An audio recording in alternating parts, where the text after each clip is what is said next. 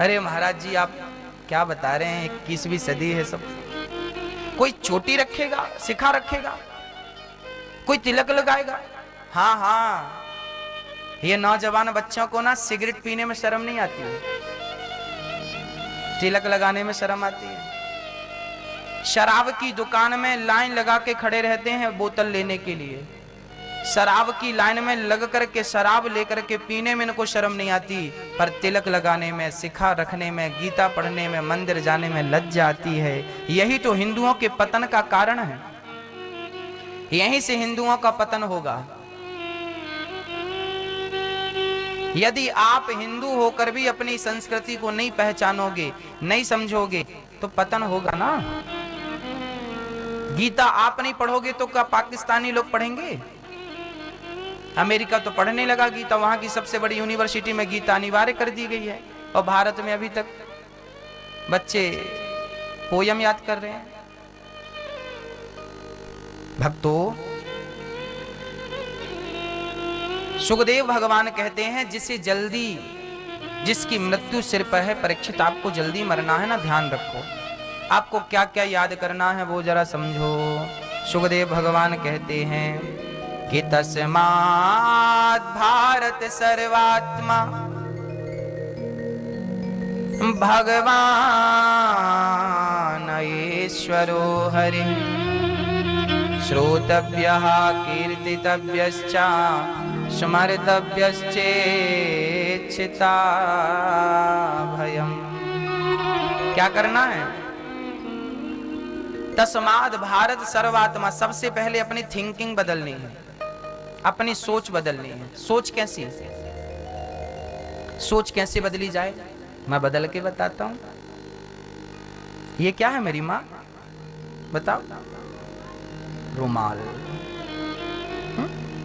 रुमाल है ना ये, रुमाल। और बताओ और क्या है ये?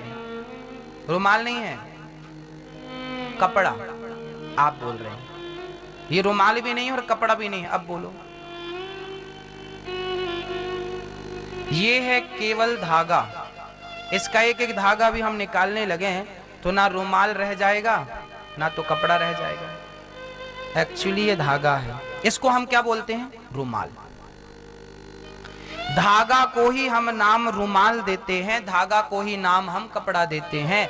ऐसे ही जैसे आप धागा को रुमाल और कपड़ा कहते हैं, ऐसे ही भगवान ही स्त्री है, भगवान ही पुरुष है, भगवान ही पक्षी है, भगवान ही पशु है, भगवान ही हर रूप में है। हरि व्यापक सर्वत्र समाना, सर्वम खलविदम ब्रह्मा, सब में वही है। परंतु जैसे धागे को हम कपड़ा कहते हैं, ऐसे भगवान के रूपों को ही हम स्त्री और पुरुष और संसार का नाम दे देते हैं। ये संसार है, संसार जैसा कुछ नहीं होता, सब में ईश्वर ही बसा है, उसके सिवा कुछ नहीं है। ये हमें थिंकिंग बदलनी होगी। हमें स्त्री नजर ना आए, हमें स्त्री के रूप में ईश्वर नजर आए। हमें पुरुष नजर ना आए, हमें पुरुष के रूप में ईश्वर नजर आए। हमें चींटी नजर ना आए, हमें चींटी के रूप में कृष्ण नजर आए। जब सब जगह भगवान देखने लगोगे तो बताइए फिर आपको मंदिर जाने की जरूरत पड़ेगी? हाँ, आप खुद चलते फिरते मंदिर बन जाएंगे भक्तों, चलते फिरते मंदिर बन जाएंगे। भगवान को प्राप्त कर लेना बहुत सरल है, कठिन नहीं है। केवल सोच बदलनी पड़ेगी, थिंकिंग। सब में ईश्वर है, ये भाव रखो ना। इसलिए सब में भगवान है, इसलिए किसी का दिल नहीं दुखाना, इसलिए किसी का दिल तोड़ना नहीं है, इसलिए कभी हमें किसी के बारे में गलत ना सोचना है ना बोलना। क्योंकि सब में कौन है? सिय राम मैं सब जग जानी। अच्छा, इसको सरल तरीके से समझते हैं। मैया जी, ओ मैया, ओ मेरी माँ, क्या जप रही हो? राम राम? अभी मत जपो राम राम, अभी कथा सुनो। हाँ, कथा सुनने जब बैठो ना तो कथा सुनो, यही भक्ति है। राम राम जपोगी तो राम राम जपना बुरा तो नहीं है, परंतु फिर कथा नहीं सुन पाओगी। कथा सुनना जितना पुण्य है उतना ही पुण्य राम नाम जपना है। तो जब कथा, राम राम तो घर पे भी जप सकती हो, पर यह कथा घर पे नहीं मिलेगी ना, इसलिए कथा में केवल कथा, राम नाम भी घर पे। क्योंकि राम नाम घर पे जपा जा सकता है, पर कथा इस प्रकार की घर पे नहीं सुनी जा सकती ना।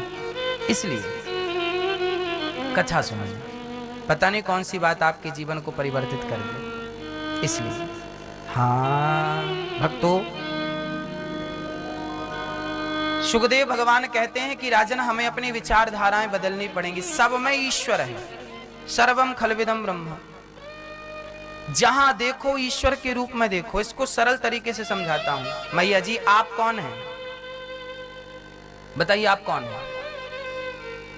आप कौन हैं? बताइए आप कौन हैं? कौन है आप?